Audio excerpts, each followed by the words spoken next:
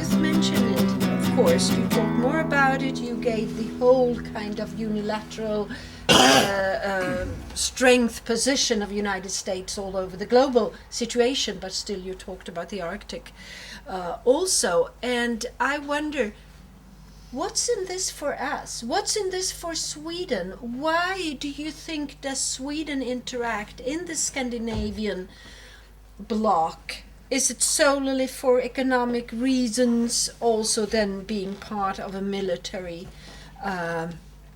building up? Why is Sweden part of this, or is this something natural considering the EU position, or would you like to? Well, I can say briefly, after, as I said in the beginning, after joining European Union, it was, if you read the text, it was also the common security and defense policy. So we already, when we voted yes to join European Union, we said if we want, voted no to European Union when we had referendum just for one reason. I saw this coming. I saw this militarization coming, and the biggest, most important reason was we don't have nuclear weapons in Sweden, and we are strongly against nuclear weapons. I voted no because I knew that now we will go into a nuclear power, and there we are. And it is very little. I remember very clear when Maj-Britt Theorin asked Carlbäck about nuclear weapon, and he was furious why she could be so impolite and bring up this absolutely unimportant, or it has nothing to do with this.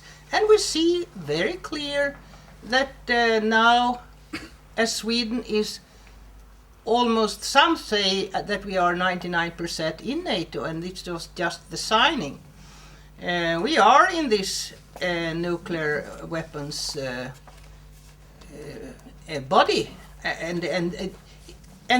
because the US have nuclear weapons deployed, B-61 in 5 countries in Europe.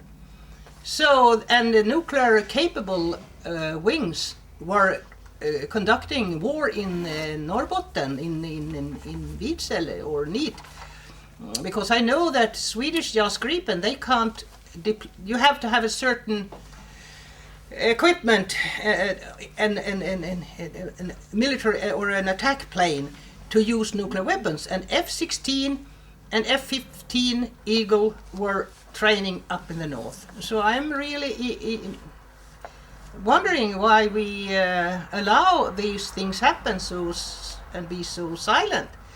You asked me, well, as Sweden is in the European Union, like they said in an article in Dagens Nyheter, no, it was in Svenska Dagbladet, or that we cannot forbid NATO to land and train here in Sweden. We cannot do that, they said. And then after all these these agreements, well, it seems like we have already sold out our soul.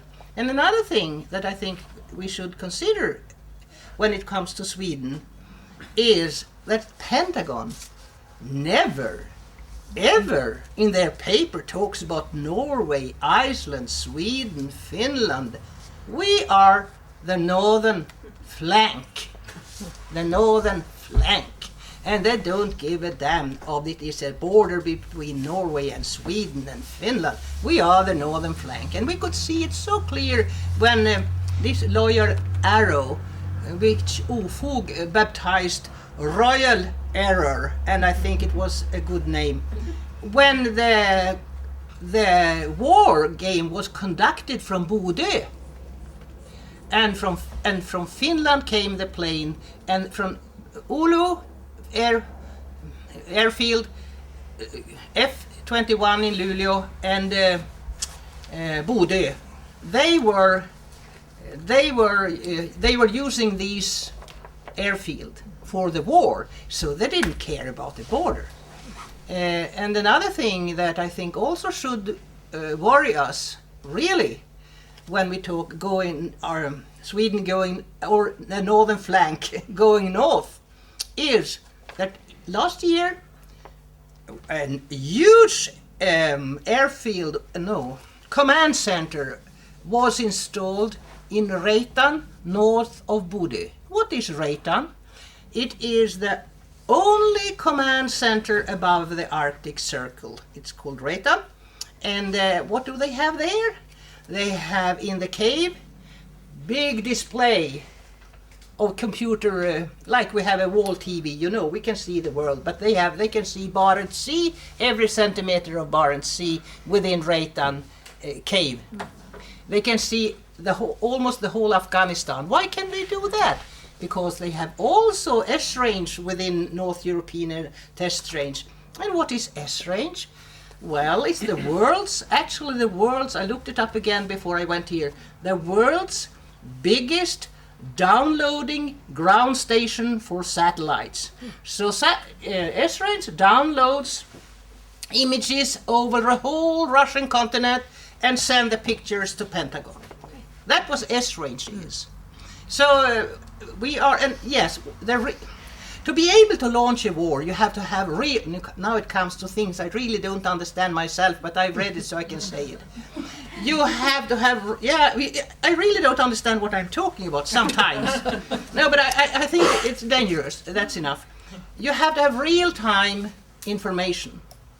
And now they have installed Galileo ground station in S-range. It is also one of the, so when you want to know exactly what's going on, let us say in Barents Sea, you know it at the same time. It doesn't take 1 second. You have it real time. Real-time information, and then I will go further on, I will stop now, is important for modern warfare, to be able to launch missiles, bombs, because you need space installations to know, to pinpoint the target, as I told you before. Thank you. Yury, when you look upon this from outside, so to say, a specialist from outside, from Russia, what would you say? What would you think that? Why has this developed for the part of Sweden like this? Well, I will be saying a lot, but first of all, your state is a member of Arctic Council. And everybody knows perfectly well that militarization is going. And if you look on memorandum which are produced by the Arctic Council, no any single word was told about that problem. That is the first, which worried Russians. The second, if you have an army, you are to have a virtual enemy in order to prepare for conducting combat actions. So if your state is not alliance state and it is neutral for the war, why your state give possibility to prepare for the next generation of combat actions, give your territory, air for the military bloc armies, groups are to be prepared. It means that is not neutral state. It means that it is also involved in that process, willy-nilly, if polite say to say. And now also I am a little worried about other awful thing which was so unexpected for me. Because I was thinking, okay, Saab produce beautiful cars. I have my own car, Saab. Okay, Volvo is the best. Also, there are very good cars. But when I read in that article produced by Agneta, Scandinavian input in militarization, I start rather said it will be better to buy a Toyota. Because unbelievable information coming even for me like a military expert. What is income of that militarization sub company? Oi. And I ask Agneta, would you give me that? No way, because do not she doesn't know where the magazine is disappeared. So we're fighting for that magazine with Agneta. She promised me to give a copy of that. I will do that. You are to read that. That is even for me, like a military specialist, is unknown territory. And I think that people who not involved in peace activity, they didn't know about that. Everything is done under the carpet. So that is three things which worried Russians, experts, me, like a veteran of war, that preparation is going on, and in that process your state are involved. And believe me, if you will be a neutral country or whatever, rather far you will be located for the future conflict, nobody will be saved in that third generation of war. Nobody, if it will be living in Canada, Panama, or in Switzerland. That is my concern. In relation to what Yury was just saying about being neutral, probably the citizens, who live in the lands that are being used for these things, they probably generally feel kind of neutral. They're, maybe the income from the Saab or Volvo or whatever is a factor in their life. But one of the things that citizens groups have done in the U.S., because we have the same issue with that corridor, the Stratcom, there's all of North America. They want to fly planes over, my house for one, and lots of other people's houses, but they choose areas that are sparsely populated, which is what's happening up in the north too. So there's fewer people to complain. But one of the things that's happening in the U.S. now is citizen groups are getting together and saying, whose airspace is this? You can't just fly anywhere you want. This is not, the government's airspace. This is, who does it belong to? So they're raising that question, and I think that's one thing that citizens groups can do, is file either legally or whatever for restrictions in certain areas. I don't know how NEAT has accomplished this. Did they purchase the air and the land, or so that might be one avenue to explore. That was just something that came to mind. It was decided in the full democratic way in the 15th of December 2004, and it was just okayed because it was above all to solve the unemployment. It was for that. So few understood what it was about. That's always the argument in the U.S. No, but that's what I mean is so important. For jobs. Why didn't I get fooled in a way for that? We who have seen the imperialistic way of dealing with the word, unilateralistic or whatever you say, we see that wherever there are oil and gas, NATO is not far behind. And I was in Lisbon in the NATO summit in November, and there is a decision that NATO is for protecting oil and gas pipelines. It is one of their duties. And the most scaring of all things is that if there is a country who deny another country, let us say Russia, to have their access to oil, it can be a cause for go to war.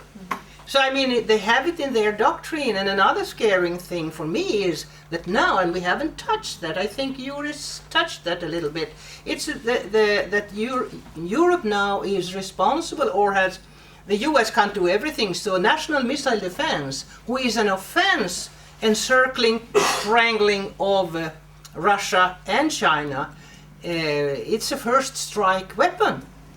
We are in a very dangerous situation. So I think if we only stick to Norrbotten and don't see the whole picture, we go wrong. So that's why I'm always carrying with me this map and this globe to show the radar installed which are necessary for war fighting today. You can't launch a war without radars today, as it is a space war. May I just point out one other reality for a citizen of the U.S. What you're talking about the military, and they have a strategy. It's probably part of NATO, wherever they want to go. A successful strategy to convince citizens that this is okay is to talk about jobs, whether it's in North America or wherever. They just know that people need jobs, and they need money and resources, and so they promise all these things, and that's the way to get citizen buy-in for whatever they want to do, wherever it is. Yeah, it's true. And That's it's true. it's basically a Yes, flat-out you're right. lie. There's no huge economic benefit for the local people, but they make it sound like it is. Of course it is. So that's one thing. And also I wanted to point out, because I think that people here don't know this, that the economy in the United States is plummeting, and it's bad. Oh, And yeah, people yeah. in the U.S., that it's an even more effective strategy now to militarize more area within the United States, because people are hungry and they're hurting and they live in tents, not home. I mean, people don't realize in Europe what's happening in the U.S. unless you go there and see it for yourself. There is no longer a functioning democracy in the United States. And that might be hard to believe, but it will soon become more and more evident. And I'm living with it, and I live with the fallout from it. I work with children and youth and families, and in a very poor region. People are hurting in the U.S. And the military and the nuclear industry are growing. So the corporate elite that control the country don't mind that everyone else is being kept down. It's becoming a two-tiered society. The very rich, which is about 10, maybe 5% max, and the rest of the U.S. citizens. So That is true, what you have told. But you see, in your last national strategy, it was stressed, I read it about, the growing importance of Arctic region for United States economic interest, comma, and military one, full stop. That is, gives some way of thinking, military one. You see, it's officially written. But there's also another way to look at it, and how can we sort of promote the right solution? I mean, peace, instead of getting a major conflict. And then I'm thinking about the real long-term interest of all these nations up in the north should be to avoid a conflict, rather to share the resources. and what do you think about the probabilities for a major conflict, Yury? Because during the whole period after the Second World War, we have not had a major conflict between the sort of superpowers. And I'm not talking about only the United States and Russia, but also maybe China and the really big powers. They have not been involved in any major fighting. What is the probability for a major conflict? There must be a risk for it, and there is also a chance for peace. But how are they? Can I just add one small thing? We had this long going very a conflict between Norway and Russia, which was solved now, but the borderline. There's been an ongoing small conflict for a long time. Is there a possibility to actually solve the whole problem that way? It's quite interesting how it might be a military conflict between the main actors, I'm saying. Because we have two actors until now, and another one is sitting in the bush. You see, you know about whom we are speaking about. He keeps silence, but he also, because I'm working in also not in Institute of USA and Canada, but in Far East Studies, where China is the main player. He every time keeps silence. But during our negotiations, they are asking what is going on for Arctics, how is ice is melting, can we involve in that process? Believe me, that is the second superpower, growing rapidly and steadily. As for the possible conflicts, you remember what was the starting point of conflict, military conflict in Falkland Islands? For nothing. For nothing. It shows that if military machine on both sides are ready to find the episode which will be lead to military conflict, it's quite easy. What is going on? For example, you remember UN resolution related with the peacekeeping operation in Serbia. It was stressed that the integrity of the territory, and for that regards we are giving the banner, blue banner for NATO.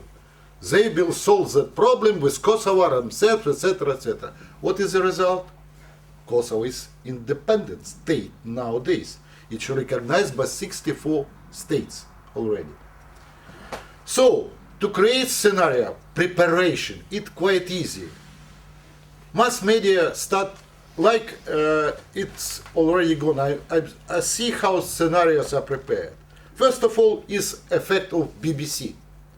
When that starts complaining about humanitarian catastrophe is going on, etc., etc., etc., where to solve that people? By what tools?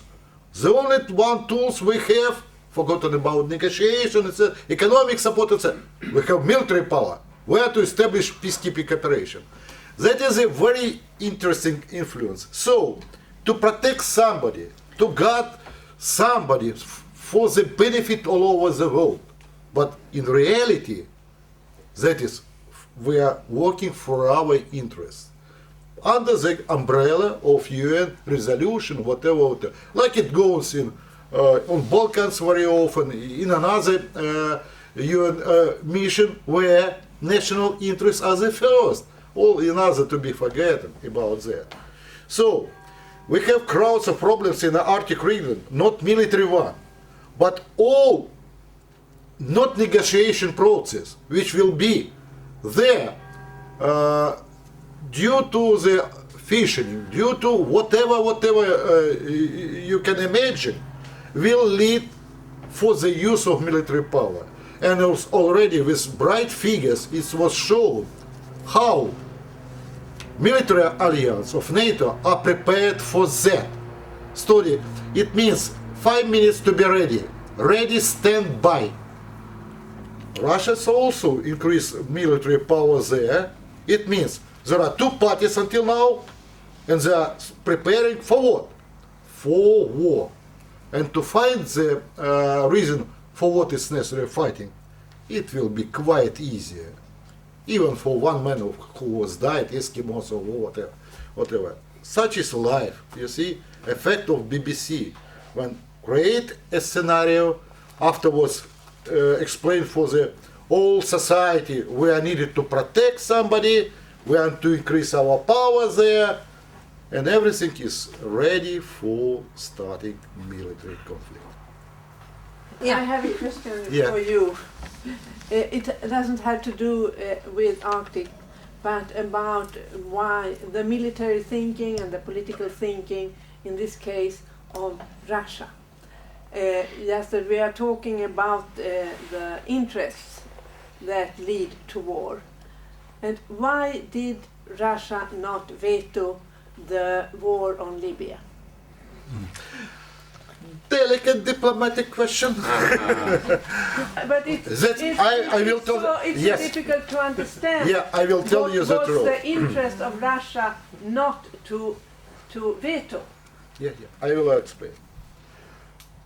Two members of the Security Council who has the right to veto, China and Russia, keep silence.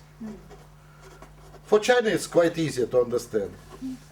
the very strong connection in economic area.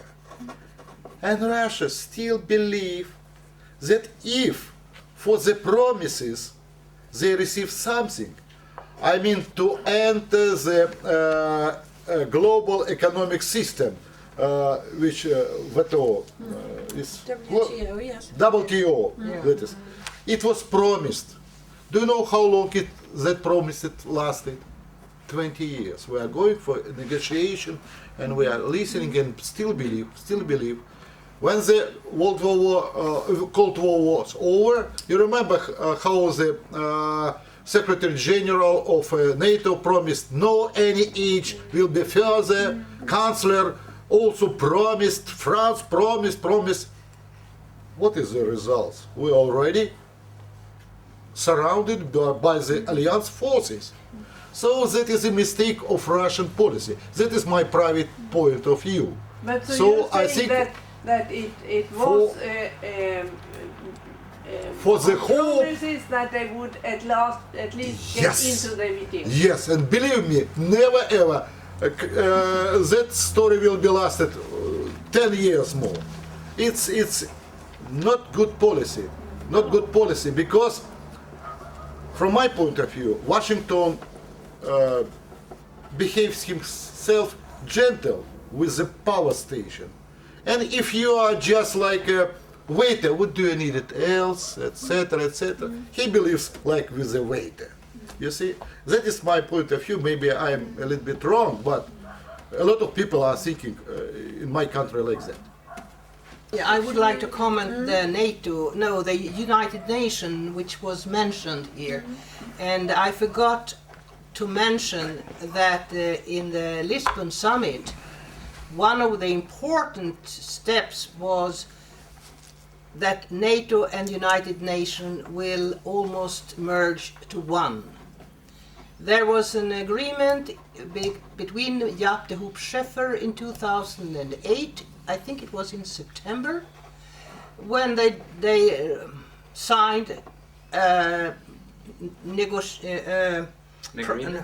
agreement, yes, thank you, between Ban Ki-moon and Jaap de Hoop Scheffer that NATO will step by step take over the peacekeeping forces. And another rather terrible thing is that I must say Ban Ki-moon wanted it to be secret, not told. But NATO, you can find it on NATO's website. They put it on the website directly. So in the draft for the summit, there was, and I'm not sure if they have already installed an office in UN building, but they certainly will.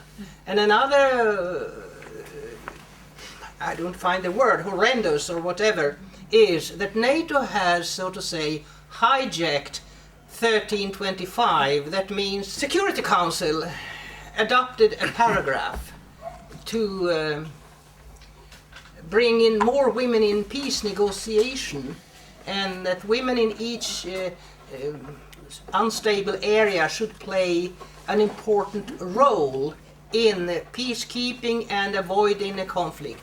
Now NATO has made it their own, and they use it to bring more women into the military. And I was very sad to see that Margot Wallström, who is in the United Nations, Commission about this, she found it very good, or she didn't complain about it.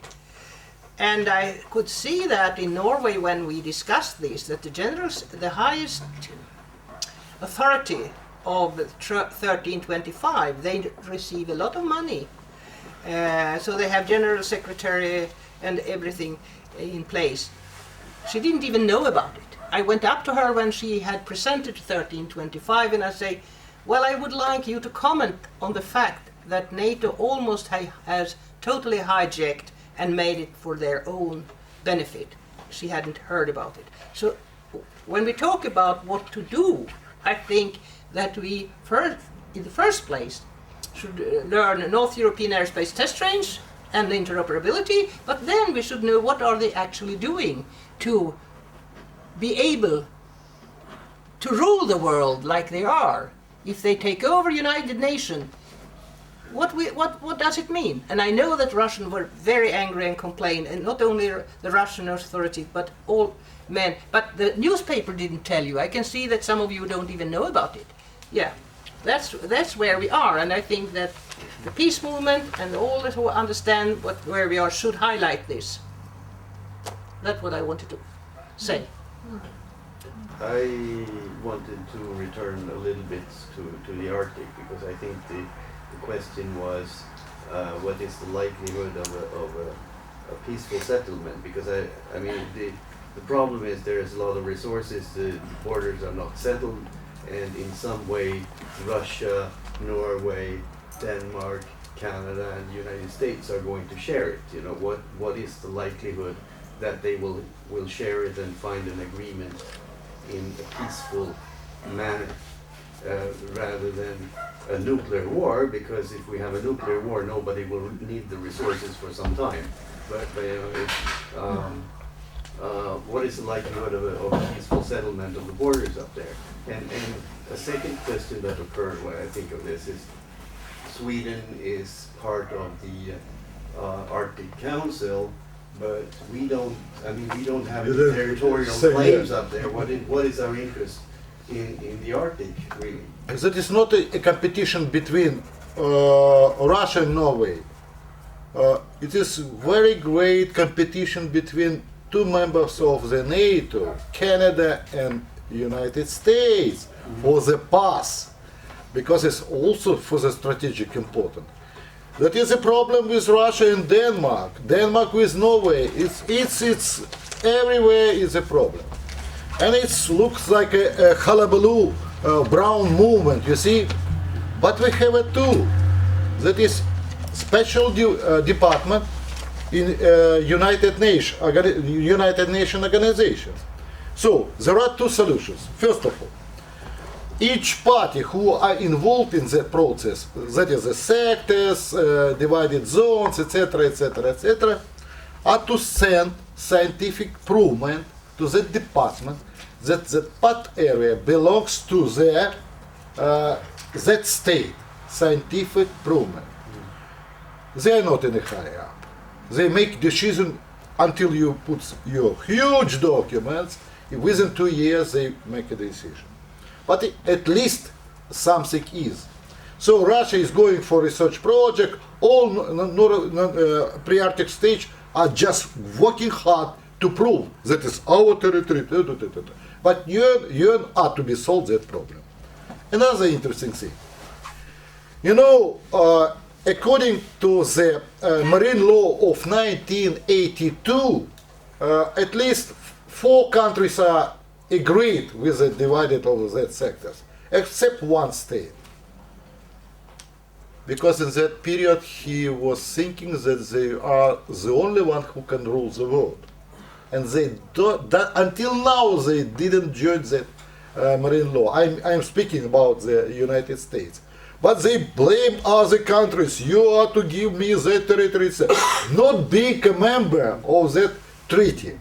So, at least when the power was given to from the Bush, the youngest, it was said that Senate are to be adopted that law and they are to be in that team, other to work officially.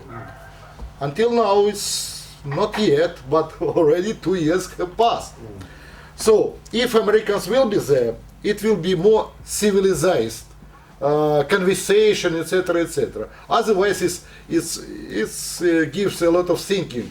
Others they are feeling that they are still superpower who can audit for others. No way it will be solved. So only through the negotiation. That is the first idea. The second idea, speaking about the countries, just for me it's also rather interesting. Even Finland and Sweden doesn't have their own sector there, but they're in part of a military bloc. For what? What they are to be guard with the use of power? Why they are going for reconnaissance flight all over the Iceland, controlling the airspace, etc., etc. And later I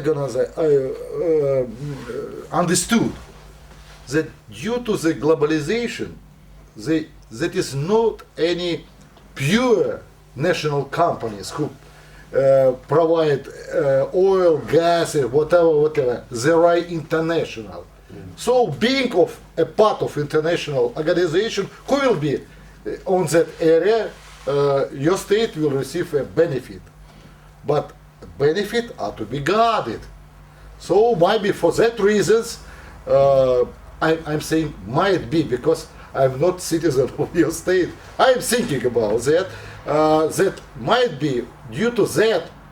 That is a small input of your state to be protected. Global oil, gas companies for their interests. But that is not bad when we have a multinational organization who are working on a spot. Because everybody involved in that process, they put a lot of money there. So if it will be military clashes or whatever conflicts, I will be a loser, like who will pay money. So for that reasons, pragmatics, economics say, come on, calm down. You have to go for negotiation, whatever. But sometimes you see some crazy people are doing the awful things. You see, not going for what was happened, you remember in Oslo. But if such men are in power, totally crazy, he can order something and the awful scenario will be started. That's my point of view. Well, I'm not sure we have really stressed what happened in London. Did I do that this year? No. When David Cameron invited all head of states to London to negotiate the bloc which Yury refers to. And later on the defense minister were collecting, I'm not sure, no, it was not in Iceland, I think it was in London.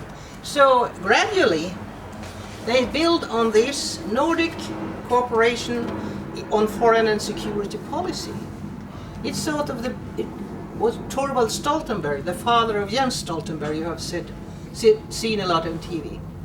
He formed this document and it's very interesting to see what we are supposed to cooperate on. And for me, as I am interested in how you guide bombs and how you spy on huge areas, the Nordic cooperation on surveillance of islands' airspace and monitoring a lot of things together that is very difficult to monitor from the US. So now we are their vassals. What was the Roman Empire? They had vassal and tributaries, wasn't they?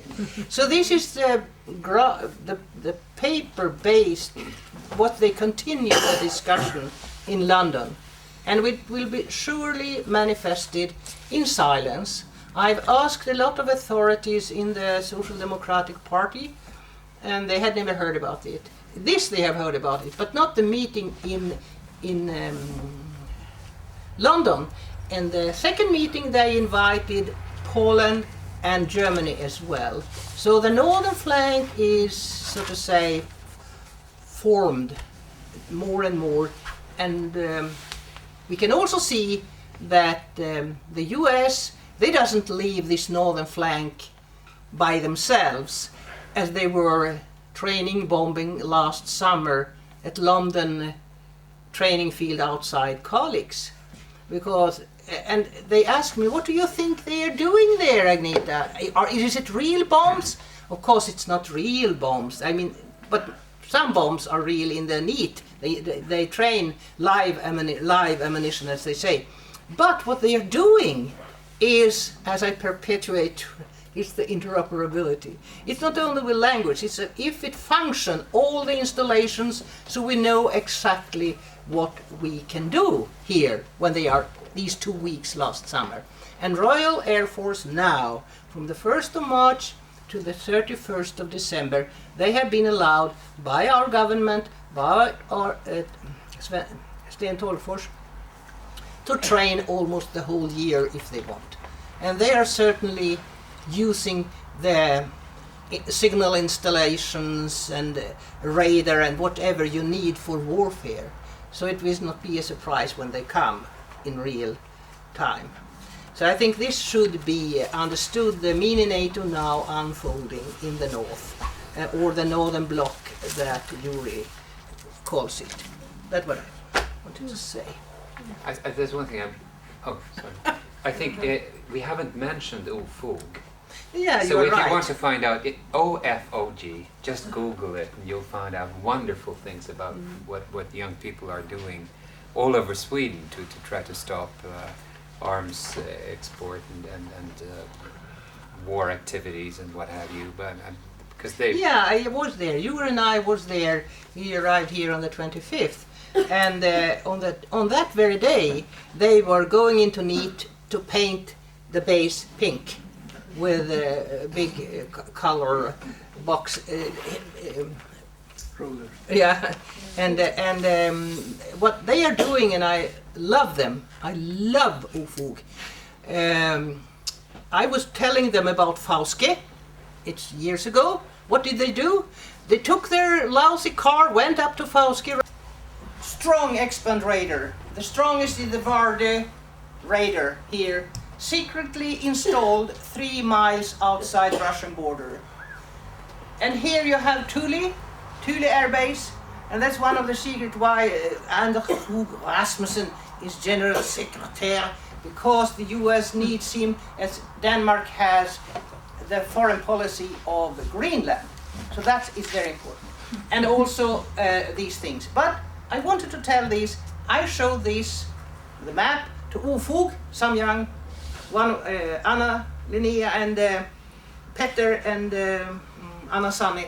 And they took their car, went up to Fauske, and said, "Good day, we want to see your planning for mass killing." And they said, "What?" They knew exactly what this Fauske base is for, because Fauske was thanked. They got a diploma after the Iraq War. The reason, because they were essential for guiding missiles to Iraq. And then they went up to Varde base. You know, Sweden is, they live in Gothenburg, those children, I told you, it's like my grandchildren. And then those kids, I informed about Varde base. And they drove up to the north. It took them days to go into, and they say, and they were dressed so neat, "We are here to inspect the mass killing center."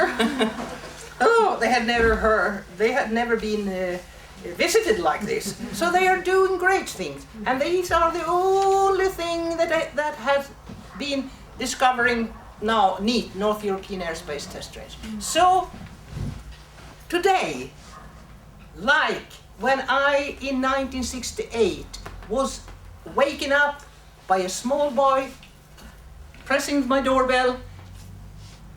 "Good day, Mrs. Norberg," or they called me Mrs. Norberg, very polite young. He was 17. "Will you buy a Vietnam bulletin?"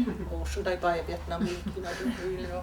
I looked back at my husband. Maybe it's wrong, maybe it's right, but I bought it. So the young, from that on, I'm on the road. From that, yes, I am. Seriously, it's true. And I was so impressed. And now the young people are showing us, look at this, look at that, painting it pink or whatever. Wow! But one thing, I go here again. While she's walking around, there are a lot of fact sheets out on the table just outside the door here that OFOG has made about NEAT and about all sorts of different things. Yeah, so pick that up. Be sure to get some. Now, I just want to show this. And this is a military tank. They painted pink in Umeå and in Umeå and other places. And this is another tank. It was from Lisbon. But these are two wrongs, actually, and I won't blame them, because the next war won't be a tank war. The next war won't look like this, or like this. It's a space war, it's a drone war, it's a national missile defense war, it's space. These are obsolete, so to say. So I just wanted to point out that we have to stop looking back when we talk about what's going on. We have to see what they have created like this and the map. If you have this in your mind and you have this, you understand. And then you can say, oh Agneta, you are so terrible, what shall I do? But where's this good news? Look to where is the closest base you will close and do it. That's true. Because like in Ecuador, they did it, for heaven's sake. Like in Vieques, they did it. Vieques, they drove away the Americans. They can't be there and bomb because they decided that. So I mean, we can see how can we get rid of NEAT? How can we get rid of Onsala? What is Onsala? Onsala is 10 dishes supervising the whole Europe and third world. And we have it in our border. We can take on. And what's going on in Kungsängen? Do you know what's going on in Kungsängen? Anybody? Training. Well, a lot of things close to us. It's very close. You can go by train on the bus card. So I mean, look to what is the closest. Close it. That's our duty. I just wanted to point to one thing that actually happened and which we are proud of. It happened in June. Actually, Agneta Norberg was awarded the Peace in Space Award. It's a international award given by the Global Network Against Weapons and Nuclear Power in Space. And Agneta, why did you get this one? It is there. What was the? Well, I think it's a little bit scaring actually, because when I joined this network with professors and physicians, and they have a lot of titles, and I am what am I? I'm an angry woman about that. What I think is my. You're a teacher.